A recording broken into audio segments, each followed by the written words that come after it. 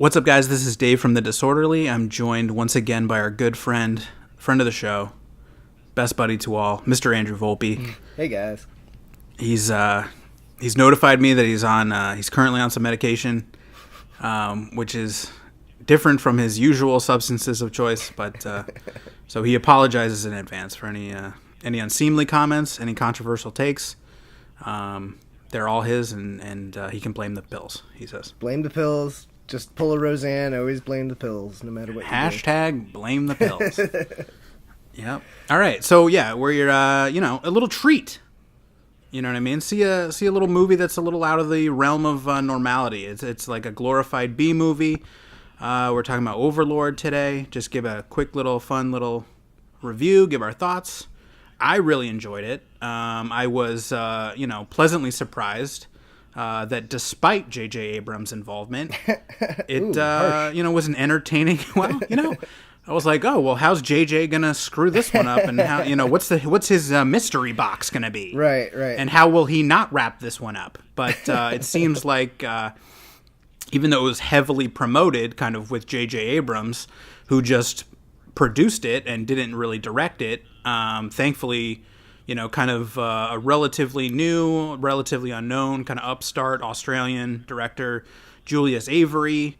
He's getting some buzz. He's going to be doing the Flash Gordon movie coming up. He's got a movie coming out that's very mysterious, goddammit, with back with JJ and Bad Robot, called The Heavy, where it's very under wraps, but it's some sort of weird semi-superhero type movie. I don't want to say Hancock, but it's some sort of weird, whatever. So until we learn more details, but looking forward to that. You know what I mean? So, apologies to JJ. But what did you think, Mr. Volpe? So I kind of went in, it was weird because when I had first heard about this movie months ago, they kept on mentioning it in the same sentences as the Cloverfield movies, because J.J. Abrams was promoting the Cloverfield paradox, and then he'd say and we had this other movie called Overlord that's like a really cool little sci-fi movie. So it was theorized for the longest time that Overlord was going to be Cloverfield 4. And then, a month ago, they started coming out oh, no, this isn't a Cloverfield movie at all. It's something totally separate. And I really, I don't know, same thing. I always have this thing where I get my own expectations, and that always makes me kind of disappointed if it doesn't meet them, even if it's just because you build up a certain idea in your head for so long. So I felt like this movie was a really well done genre exercise that felt like it could have used just something more to spice it up, all right. It felt this is basically the Return to Castle Wolfenstein movie that people never got. Yeah, this is Wolfenstein 3D that never got made. Yeah. You know what I mean? So, and just to give it a brief rundown, if you're kind of unfamiliar, I don't know why you'd be listening to this if you're not familiar with it, but and full spoilers, screw the innocent. We don't care. We hope you've seen the film, and we're discussing it as friends. Full spoilers. This is kind of a World War II, Saving Private Ryan-ish kind of vibes to it. That kind of turns into a genre horror film with some zombie tinges. You've got some Castle Wolfenstein, you've got some, body horror out the wazoo. So, but just kind of running down the plot and everything. That's kind of where we find our ensemble cast. Yeah, it's a pretty straightforward, very simple plot. Yeah, it's and I don't know, I can't think of too many specific examples, but I feel like this whole Nazis with some sort of supernatural demons or something like that plot is in a way so standard. Even though it's a mishmash of two genres, I feel like the idea of having supernatural Nazis as enemies has been done before so much that it almost feels like the movie kind of there's big parts of the plot that the movie just I think assumes that you understand because it seems like such a standard plot. I never really fully understood like a lot of the specifics of like what the Nazis were doing. I went out to go to the bathroom at some point, but like I didn't know like where the serum they're getting comes from. Like I know it has something to do with black goo from the ground, but they never explained that. And is it there's some plot holes. There's some plot holes like, for sure. What's their overall plan? Like what? Like, you know, why are they doing this? Like what's the background? Like it's actually pretty sparse on that stuff, which I think helps a lot because it's not really bogged down with a bunch of dumb plot. It is very much just in the moment, set piece to set piece, which helps. But it, you know, especially afterwards, I felt like I could have used. It might have stuck out in my head a little bit better if some of those like specifics were fleshed out. You know? Right. You know, it's like, listen, I'm watching Star Trek and they're Scotty's beaming somebody up. I'm not like, well, how the hell does that work? I try to just go, all right. It felt very much like right? It felt like a video. Like I was like, man, you know, this would be so much more fun as a video game because I'd probably just like forgive all of the little nitpicks about the plot because it'd be fun to experience all those things. Right. It felt a lot like BioShock to me in a weird, like where you're injecting yourself with the serums and giving yourself these powers and nonsense like that. You know, listen, yeah, it borrows a lot of the popular culture, and I don't want to get into a crazy segue here, but do we ever get worried that people's portrayal of Nazis and stuff becomes so cartoonish that it kind of takes away from the stuff that they did? You know what I mean? Yeah, in some ways? yeah. I mean, I feel like it's it kind of becomes, you know... they're becoming kind of cartoon characters in a way, right. Which and is pretty wild. I feel like it's like, yeah, people are basing concepts for Nazi characters less on real ideas of people and more like, oh, you know, I'm going to do my own version of Hans Lanza from... you know, Inglourious Bastards or something like that. You're like copying a copy, you know, like everyone, I feel like more people think of old school Nazis with British accents just because they always have British accents in all the movies and stuff, you know, like the further away from the real thing we get, I think that the more cartoonish they're probably going to get because there's such just shorthand for bad guys in so many movies, you know? Right. And that's, I've heard people mention this as like, you know, it's always great when there's well, you know, I don't know if it's great, but it's you know, this is a movie where there's very clearly the villains and then the good guys. You know what I mean? That there is no ambiguity. Right. There's no real backstabbing. Yeah, it's pretty damn straightforward. You've got, you know, the U.S. soldiers that are there. You've got the French that are just hanging in there, right, like they do, and then you've got the evil Nazis. You know what I mean? Right. So there's no real blurring of lines. You know what I mean? It's always kind of interesting how all that stuff is portrayed. And you know, just kind of going back to kind of the crux of the film is, you know, the Nazis kind of experimenting on the locals and trying to come up with some sort of serum that will basically either bring... I wasn't clear exactly if the motive was to reanimate the dead or to prevent...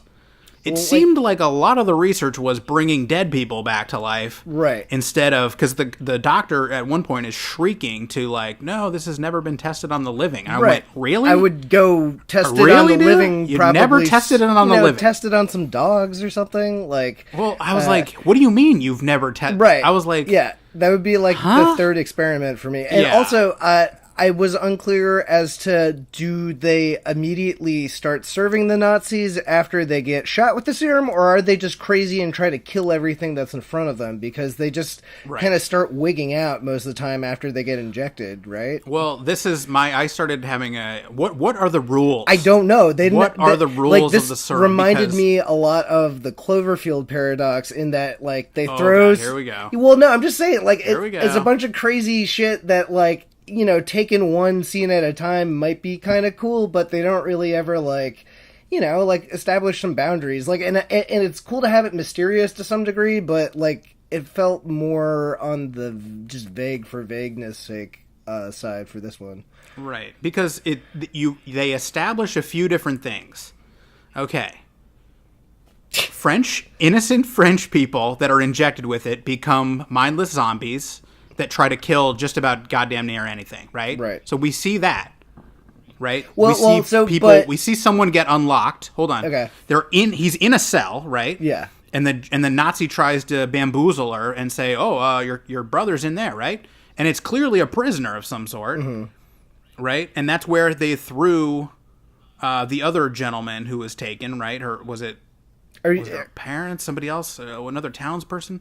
Right. Is this the guy that's like the upper torso is just hanging in the cell and it something? Yeah, and then something comes out and eats the Nazi. Right. But then smash cut to, oh, my aunt is just in the bedroom. She's sick. Yeah, well, I was unclear as to, because I assumed the villagers that were getting taken up to the lab or whatever and brought back, like the aunt, were all getting injected with the serum, but did they get... They didn't seem like they were full-fledged zombies yet, which made me... She seemed pretty damn zombified in appearance, but not not in action, right? Because she's not breaking through a damn door trying to kill the 4-year-old kid. Right, and they always felt... They looked a little different. Like, it's not like their bones randomly... Like, that's the thing, when the zombies transform, there also isn't a lot of logic to what they do there. Like, the guy with the cameras, when he gets injected, like, all of his limbs start bending in ways that they shouldn't, and his bones are, like, breaking through his skin and stuff, but, like... And he kind of goes on a murderous rampage. Right, so they never, like, you know... like, the thing that kind of got me was, I thought when they're transforming, they looked kind of cool, but... it felt like an in-between step. Like, you know, if it was like Doom or something, usually you turn into a zombie, but that's like the in-between step before you get transformed into like a full-fledged demon or like some like monster, you know? And all of these guys just get turned into like weird, like, okay, I'm gonna like twist your body in weird shapes and that's gonna be it. Like, it's kind of less exciting that way, you know? Like, they're just dumb and they kind of have superpowers, but you don't really know. And you know it's never gonna... Like, I never really ever felt worried. Like, I was like, okay, they're obviously gonna blow up the lab because, you know, D-Day has to happen at some point. So, like, I never really felt a lot of, like, tension in the movie itself. Even though, like, you know, like I said, the scenes... and the lighting and editing and everything like that was like all well executed, but you know, like I felt like the movie was kind of just a little bit generic. I wish it had some sort of weird twist. Like, how cool would it have been if they failed and then D-Day never happened, and then like this, you know, this turns into like, oh hey, Hitler actually does have a zombie demon army or something. Like, if it had just like gone a little bit weirder with it somewhere, like I feel like I would have been way more into it, but it just felt like it was pretty by the numbers, and there were parts where it was fun, but for the most part I was, you know, not super engaged by it. Yeah, I mean, there's definitely some plot holes that, you know what I mean, like, for instance, okay, D-Day, they literally threw tens of thousands of dudes just on a beach, and we're like, hey, enough will sneak through. We're gonna have massive casualties. They learned this, you know what I mean? Like, right. Okay, they went in with all these estimates about it. Like, all right, here's how many we're gonna lose. Okay, but then in the same universe, I'm supposed to believe that you're sending one plane of guys to go knock out this ultra important MacGuffin tower. Right. One plane, I mean? And of which, like, I think only 5 make it to the ground. Right. You know? So those planes got shot down all the time. Yeah. There was no, like, hey, we're plane 4. Our goal is this. Plane 7 is going to go... No. Yeah, you have, like, you have some backup planes.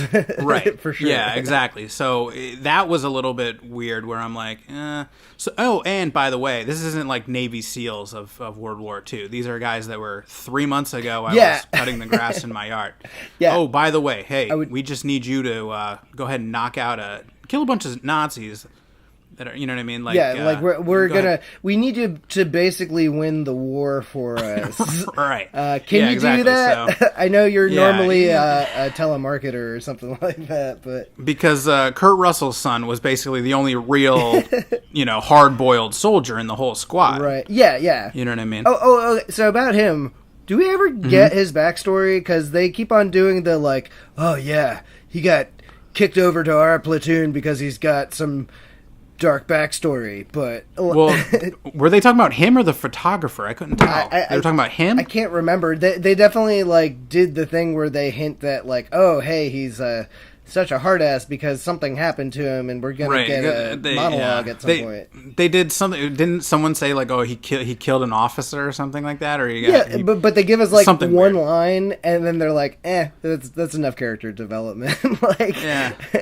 Like, who's to say? Like, that's the thing is, like, all the characters in it, like, I feel like the actors do a pretty good job to try to flesh them out, but the script itself really doesn't go too deep into actually trying to make these feel like real people. They're all kind of like, it's kind of the whole thing where it's like you get one character trait and you're just that thing, so you're just assigned to it. And that's honestly, dude, listen, a lot of people will say, listen, that's kind of the rules of this sort of genre, though, right? But this was the time, man. This was the time. If you watch a movie today about if you watch Zero Dark 30, you're watching 30 dudes who are all the goddamn same. Yeah, where are you from? Texas. Where are you from? I'm from Texas too. Okay, like that's not World War II, man. Yeah. It was you're from all over. dudes from the Bronx, and this guy's from here. That's what I love about World War I or World War II movies, and well, isn't that the rule in Band of Brothers? And who's the weird wisecracking Italian guy from New York? Yeah, that's the thing is, like, every single one from World War II to Nam, you always need the one wisecracking Italian guy from New York. Like, there's like who doesn't want to be there. Clearly doesn't want to be there. You got the surfing dude. You got the thug. You got the, like, there's always like a few because these are the great ones. Don't make movies about the wars where people actually didn't have to go under under penalty of death and prison. Right. You know what I mean? Right. Those aren't great characters. I want to watch the reluctant heroes. You know what I mean? Yeah, I want to watch the guy complain and bitch and moan about. Yeah, exactly. The everyman. He didn't sign up. He didn't dream of being a Delta Force operator when he was 5. You know what I mean? This guy's like, I got to get back to running my dad's deli when I'm done with this. You know what I mean? Hope I survive. You need that setup time in the first 10 minutes where it's like, oh man, these characters seem like they don't get along. I bet they'll never become best friends by the end of this movie. Or, like, set up. But I think, okay, so this is a popcorn movie with Nazi zombies, so I'm glad it doesn't try to pretend that it's not that, and probably doesn't dwell too much on it, but it like little bits of effort put to flesh them out a little bit more would have probably helped them, like I said, like help the whole movie just stand out in my mind, because I feel like I'm gonna, even though I enjoyed it, I'm gonna like forget it in a week. Yeah, but that makes it all the better when you can watch it on Amazon Prime in a few months and rewatch it and show it to some buddies. Have it on in the background. Yeah, it'd be like the type of movie. A lot of good body horror. Yeah, it definitely is like a catch it on HBO when you're cooking dinner and you need to look up every 10 minutes or something like that. Like, yeah, I'll go as far as saying, go see this movie, support it, because we don't get much of this. Yeah, we don't really get a lot of these B movies that are very simple plot. This is original IP. It's not a remake. It's not a spin-off. It's not a comic. It's not an adaptation. I mean, the dude who wrote it, he's written a bunch of random stuff. I'm gonna go to the Billy Ray. Breach. He wrote a. Billy Ray. He wrote Achy Breaky Heart, right? No. Achy Breaky Heart. Just kidding. Billy Ray Cyrus? I'm just kidding. Are you trying to drop Billy Ray Cyrus here? He wrote Captain Phillips. He wrote The Hunger Games. He wrote Flight Plan, Suspect Zero, Shattered Glass. He wrote... Shattered Glass. That was a good one. He wrote Volcano, The Incredible Great Volcano. Ooh, Tommy Lee Jones at his finest. Yeah. So, I mean, of his crap, I'd say Suspect Zero was my... by far favorite. Yeah, you got like a weird... I remember you always like... I still never actually seen it. Listen, for those of you out there, you don't know about remote viewing, go down that YouTube rabbit hole with me and get out that scratch paper, close those eyes, get a pencil, and the next thing you know, you're gonna be telling me where the the Bismarck is at sea or something. Right. You know what I mean? The next place the serial killer where will is strike. the where's the terrorist? Where is the where is he in Times Square? You're just going to start sketching. You're just going to start sketching. You're going to find that terrorist. You know what I mean? You're going to save some lives. So if that sounds like the rambles, like start Googling remote viewing. Start Googling a lot of that has kind of found its way into Stranger Things. I think the men who stare at goats kind of talked about remote viewing a lot. You know what I mean? Of all that insane craziness where, that's the difference between the Americans and the Nazis. A lot of our weird military stuff was spent on remote viewing and trying to predict the future. It's more like and killing goats with our brains. Yeah. A lot of fun stuff like that where the Nazis went right to the satanic fun. And occult and everything like that. Well, here's the thing, there's a lot of misconceptions where a lot of people think like, oh, German doctors, they got to be great, BMWs and Mercedes and all the craziness. You think the German engineering and all this stuff. You think of Werner von Braun. The Nazi doctors were basically a bunch of crockpots who couldn't really, do much else but just torture people to death. And I think they're really only, the only things that they really contributed were, to this day, just by the nature of their awful science, if you want to call it, you can't replicate it because it's a war crime. So inhumane. And yeah, it's so inhumane that there's really no research to be done on human test subjects. So what the Nazis basically did was, we found out a lot about how people freeze to death, and we found out a whole lot about how high people can go in altitude without their brains exploding and things like that. Wow. And which they applied to, jets, and they were putting people in spy planes and jets, and how fast can they go? How they would just put people in these rooms and bring out all the air and up the pressure, and they would do all kinds of horrible shit. So there's really not a lot of, unlike NASA, where we have power drills and Velcro and all kinds of shit because of NASA, there's not a lot to be gleaned from the good old Nazis there, so screw them. And the lesson for today is Nazis bad. Yeah, bad Nazis. And one of my gripes with the film was I didn't think the doctor died bad enough. Yeah, he just got stabbed? How did the doctor? No, there's like huge swaths of things that I'm just like I don't. The greatest part of the movie, my friend. Well, this is my brain came to a screeching halt where the doctor sneaks up on the 22-year-old giant African American army soldier, and he's like, "Ooh, I got you. I'm gonna sneak up on him, put a gun to his head." They get into a scramble, and then it becomes a fist fight. Like, well, how do you think you're gonna do, elderly old man, against this dude? You know what I mean? Right. So why not just blow his brains out the second you sneak up on him? What are you gonna hold him prisoner? What are you gonna do? And then he just gets stabbed with a scalpel, I think. Oh right, yeah. There wasn't even that inventive. Like I would have made sure they all got injected, like, behead them and then inject them with the thing so they'd be like that. I wanted to see him just torn apart by his own creation subjects. Yeah. He starts letting them out of the bags and do we ever see anyone get out of a bag? I mean, you see some of it. That was something I was kind of noticing was like, the zombies actually aren't that huge of a part of the plot. Like, they kind of start popping out like they're at the very end right before the whole building explodes, but they're kind of only like sprinkled in here and there for the most part until then, and they don't really do anything except make characters run from one place to another, really. Right. But like it's kind of fun. Yeah, I will say, like, I did like that it was like a hard R, that there was a lot of gore.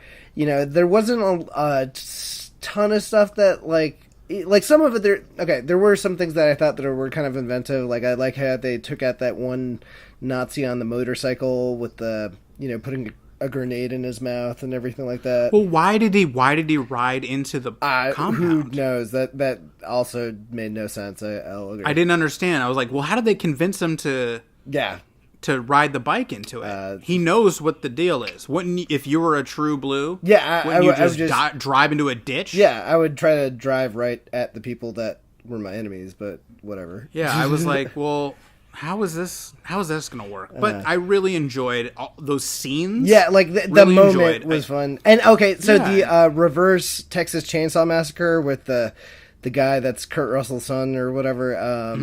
That was cool. Wyatt Russell, I think is his name.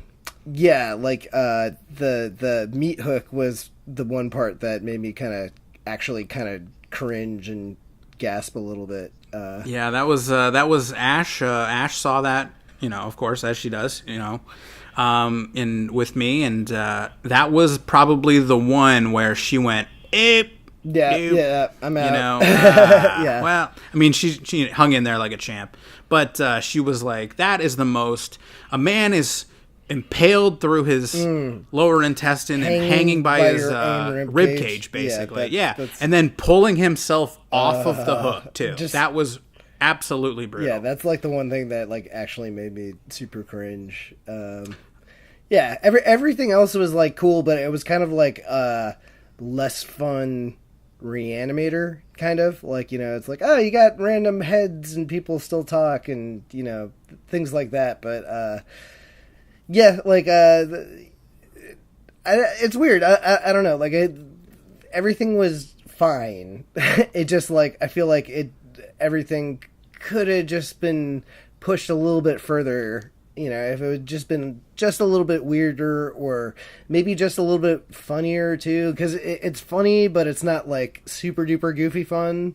Like it still kind of takes itself seriously. So I feel like if it was like leaned more into the horror comedy or leaned more into the like supernatural horror or, went further in any of the many directions it could go, it would have been cooler. But as it is, it's nice. I think for sure it's like catch it on HBO, in 3 months kind of movie. But brutal. Yeah, it would have been cooler. Brutal. It would have been cooler if it was a Cloverfield movie. I'm sorry, like like that was the one thing, because like I was just like, man, if there was some sort of twist at the end, because it was just like the movie just kind of ends and it's just. What are you talking about? You're saying you would have. I know. The movie was what it was, but then if it was revealed that we've been hoodwinked into paying to go see another horrible Cloverfield movie, I would have felt better about it. The thing is, like, I just felt like the movie gave me exactly what I was expecting, but for that same reason, I was like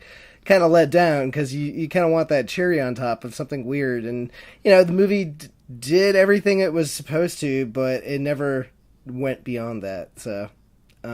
Which is why, I'll forget about it in a week. That's the thing. Brutal. Any hopes for a sequel? I don't know. I mean, I'd probably give it a shot if there were one, but I doubt it. I feel like this is a one and done. Yeah, I don't know. I think you lost a lot of the principal characters. How many survived? You got the French lady, you got the kid Ed, you've got the little kid, you've got the Italian guy, you got the. I'm amazed the Italian guy that was captured. Yeah. I'm amazed that the guy that was captured. I was waiting for him to turn into a zombie at some point because he had like a tube full weird liquid stitched into his stomach. Was that pulling blood? Like what? I was unclear. I was assuming because it looked like something that they put into like a cow's body to like. Yeah, it looked like a colostomy bag, like attached over her head, but it looked like it was pouring. Like I saw that and I was like, oh, for sure, this kid is like going to transform into a monster as well. Like I was kind of surprised as many people made it out as they did. Like usually it's like just like the lead male character and the hot chick are the only two that. Well, they went in with it was a suicide mission. They went in with 5 people, including the French. Well, they went in with like 30, and then once again they did a very poor job of flying the plane.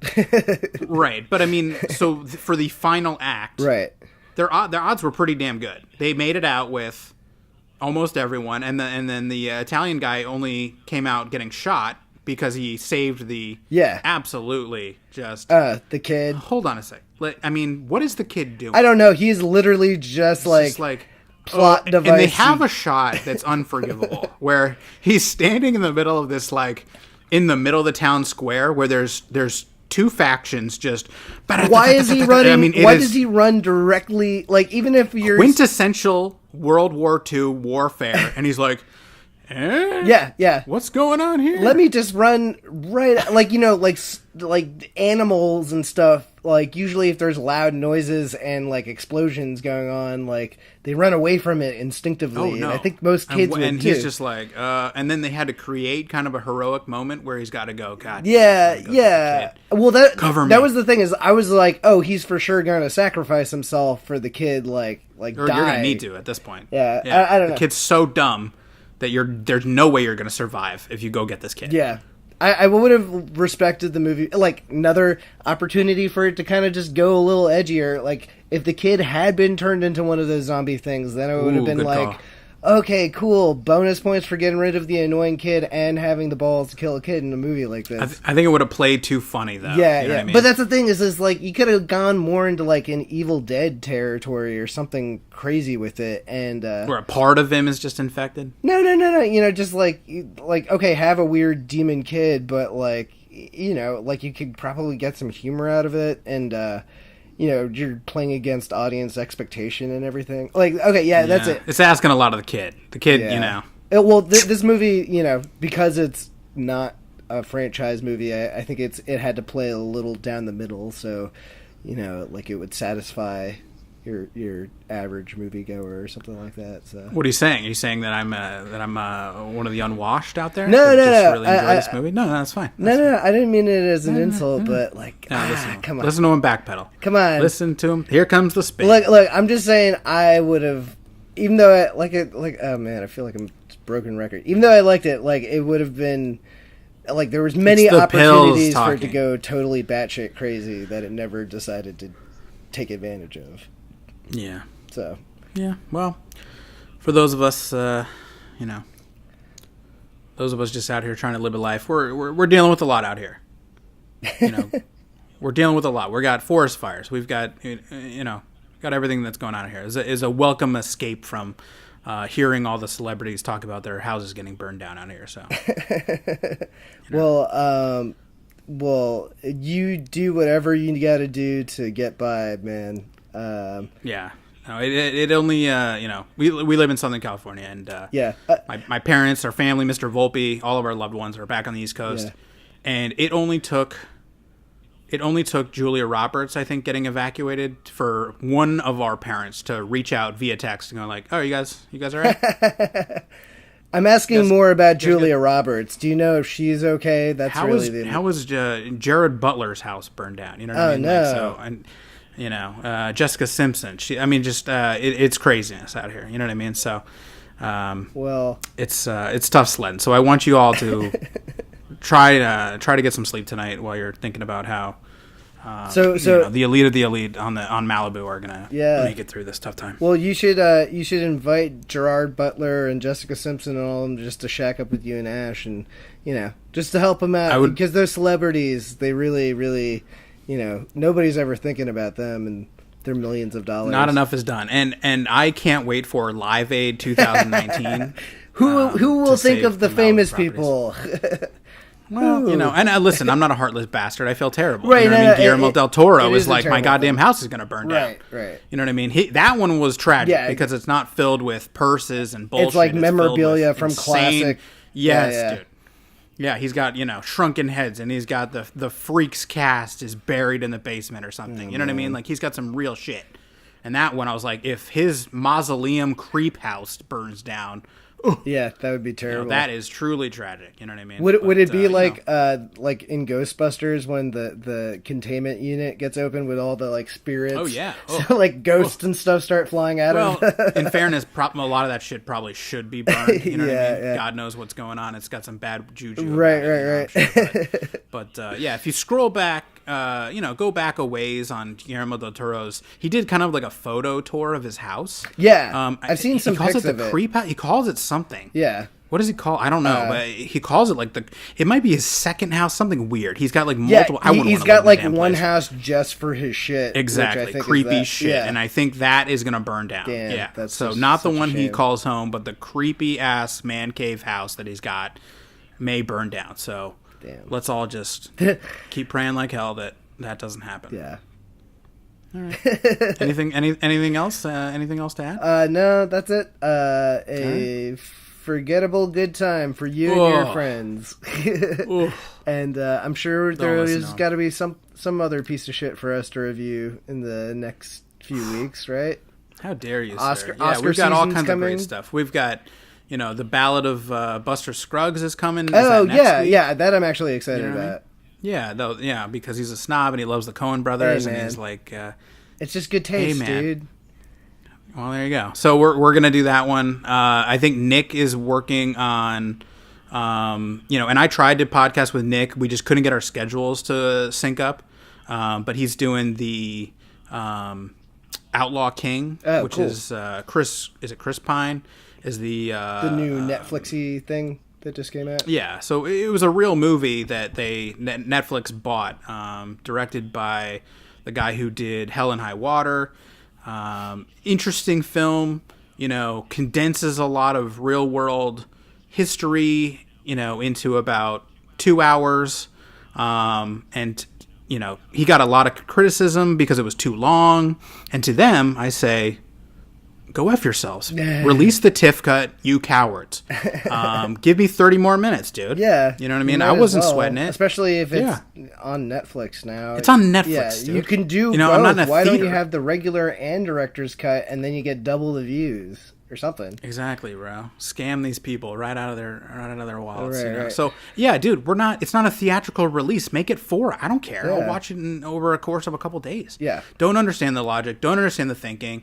The much bemoaned dick scene is there's a pretty underwhelming. Dick scene in it. Well, it made Have you been on the internet lately, dude? I don't go surfing about Chris Pine's dick that often. I'm sorry. Well, Google Chris. My Chris Google Pine alerts must frontal. not be working or something.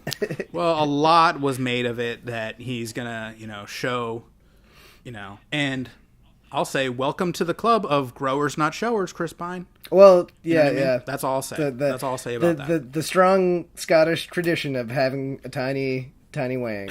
Well, it looked cold. He's out in a river, yeah. okay? And bless his heart, man. I wouldn't want to take that shot. He's climbing out of a river, and it was cold in Scotland. Yeah. Okay. So Leonardo DiCaprio had to survive in sub-zero temperatures for his Oscar, and Chris Pine is showing shrinkage and coming out of the water. I don't think there's any chance in hell. hell of his horrible Scottish accent getting nominated. But it's worth the viewing so that you can appreciate kind of all the crazy shit on Game of Thrones, because George R.R. Martin basically just stole a lot of the crazy crap that the Scots were doing to each other when they were trying to call themselves kings and all this nonsense. You know what I mean? The Red Wedding is based on some of the crazy stuff that happened in Scotland, and Daenerys is supposed to be based on Queen Elizabeth and all this. I mean, so it's interesting to kind of go back and see these movies and kind of go, oh yeah, that is kind of ripped off from that or that right. or this or that. So it's kind of interesting. Yeah. So I recommend that film. Go see it. It picks off Robert the Bruce. It picks off where Braveheart ends, basically. You know what I mean? So. You can kind of jump right in and enjoy a little historical treat. You know what I mean? Amazing. Sounds like a good time. Yeah. So Nick's going to work on that. I'm sure he'll have some fun takes. But thank you guys so much for listening. We appreciate it. Check out thedisorderly.com. We're on there slugging every day. I put out a daily column.